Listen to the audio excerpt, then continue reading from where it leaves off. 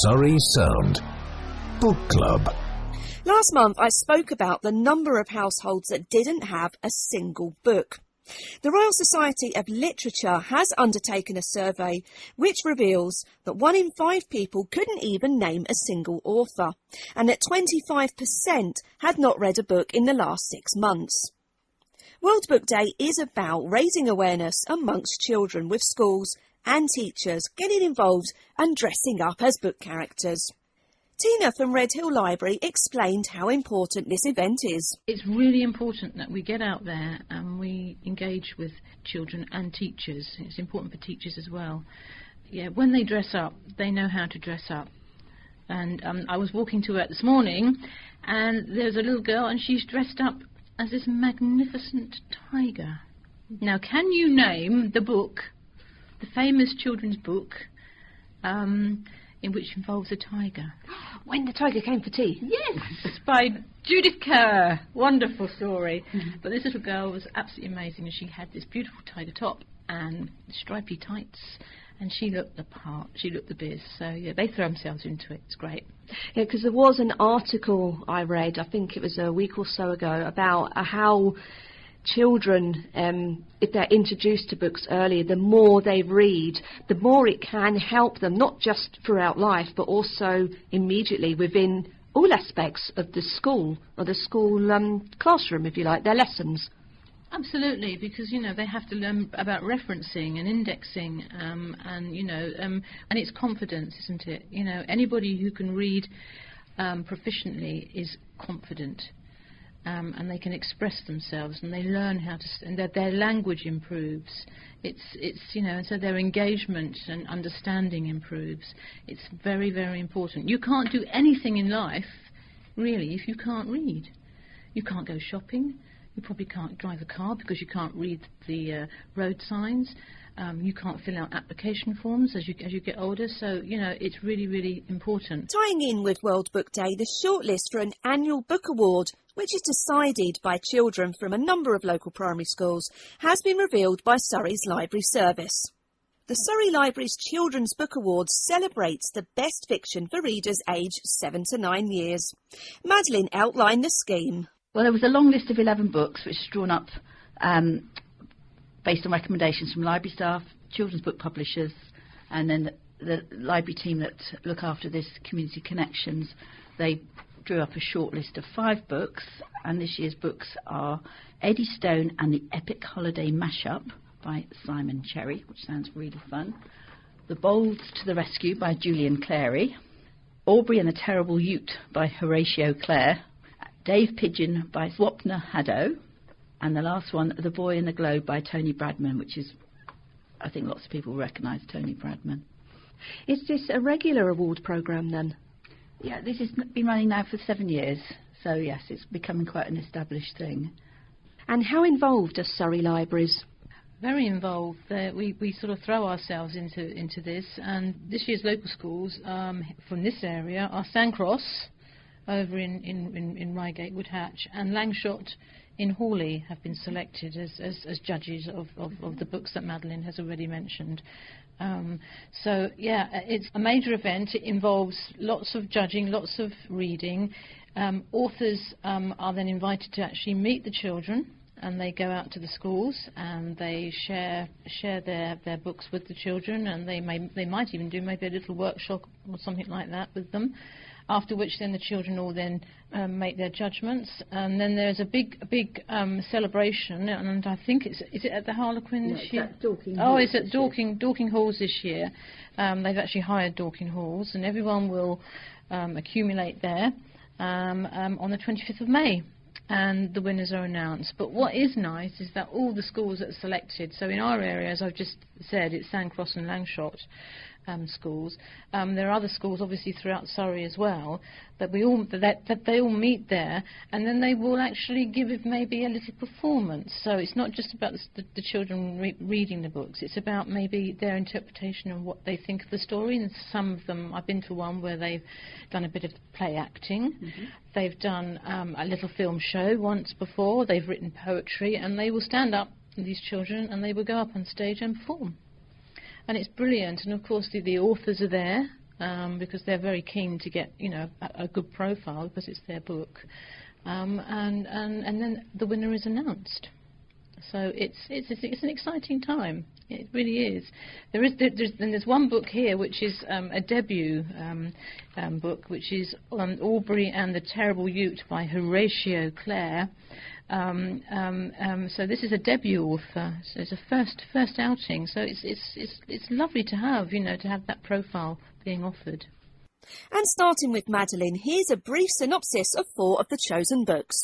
I will tell you a bit about The Boy in the Globe by Tony Bradman. And it's young Toby is an orphan boy living on the streets of London, struggling to find his way. That is until he finds himself at the Globe and working with the famous playwright Will Shakespeare. And they form a magical friendship together. So what a brilliant start to a story that is. One of the other ones is Dave Pigeon by Swapna Haddo. Okay, now Dave Pigeon and his friend and scribe Skipper are on a mission to get rid of Mean Cat so they can move in with the human lady and enjoy a comfortable existence. They devise a series of brilliant plans to defeat Mean Cat, but when all the local birds decide to move in and party, well, there's only one thing to do. ... Read the book and find out. Brilliant. Eddie Stone and the Epic Holiday Mashup, written by Simon Cherry. Love the title. Brilliant, isn't it? Yes. And it's described as, when Eddie finds a pirate in his grand's bath, his miserable summer holiday becomes a treasure hunt. Setting sail in a ship-shaped shed, crewed by an old lady and a grumpy penguin, what could possibly stop their quest for booty?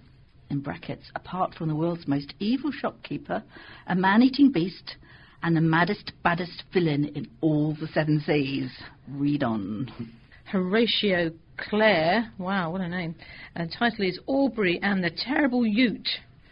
Aubrey is a rambunctious boy who tries to run before he can walk and has crashed 2 cars before he's old enough to even drive one. But when his father Jim falls under a horrendous spell, Aubrey is determined to break it. Everyone says his task is impossible, but with the help of the animals of Rushing Wood, Aubrey will never give up and never surrender. Even if he must fight the unkillable spirit of despair, known as the Terrible Ute. This deals very effectively with the subject of depression for a younger audience. So it's a little bit dark, this story, but it also has a moral to it. It has a meaning, and even children like to read that. You know, it's important. So it's a little bit darker than the other books that we've actually talked about, but it has an ulterior sort of road to go down as well, because children pick up on things very quickly. Surrey Sound Book Club. The romantic reads. Valentine's Day was a few weeks ago now. The roses are probably faded, the chocolates are, well and truly eaten. But what about romantic novels? Madeline? I'll start off with the new book written by the author of The Rosie Project, or The Rosie Effect, and it's called The Best of Adam Sharp, and it's described as a heartwarming novel, and his other books were really, I really enjoyed them, so I would recommend this one, The Best of Adam Sharp, by Graham Simerson. It's not just about, obviously, there's different genre of romantic fiction, and of course there's the pop culture phenomenon, okay, which is your Bridget Jones, you know, and you've got The Devil Wears Prada. Mm-hmm. There is The Nanny Diaries, you know, that's a nice one. Sex in the City by Candice Bushell. It's another one, yeah, cool. Paint and Place. Then you can go on to another genre, the classics. You know, you can't go wrong, can you, with your classical love story? So it's Gentlemen Prefer Blondes, Breakfast at Tiffany's, Pride and Prejudice. Yes. Now, Madeline knows a lot about Pride and Prejudice. I'll let Madeline carry on with Pride and Prejudice, because I think it's your favourite, is it? It is. It's my favourite book of all time, and we were discussing this earlier, and we think this is just a classic romance. There's all these hidden tensions underlying it, and if you haven't read it, and we discovered there was somebody in our office who has not yet read Pride and Prejudice, well, I would highly recommend it. It's got all the elements: mystery, intrigue, not so good characters.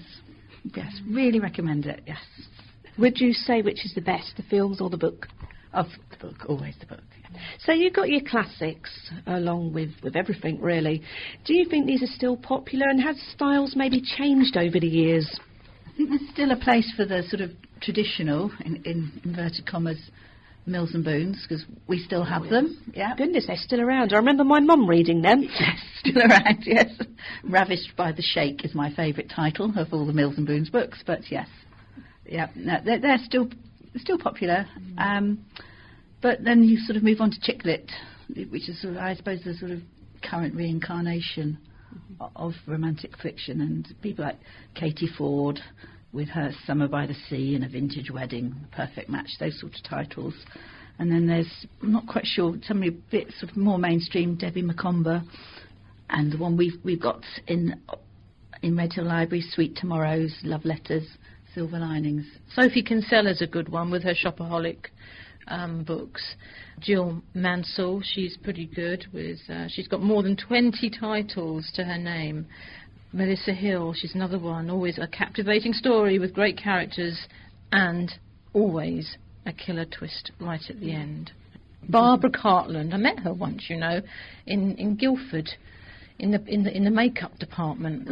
I couldn't believe. I just looked, and there was this lady there, and she was just like a clown. But she was amazing.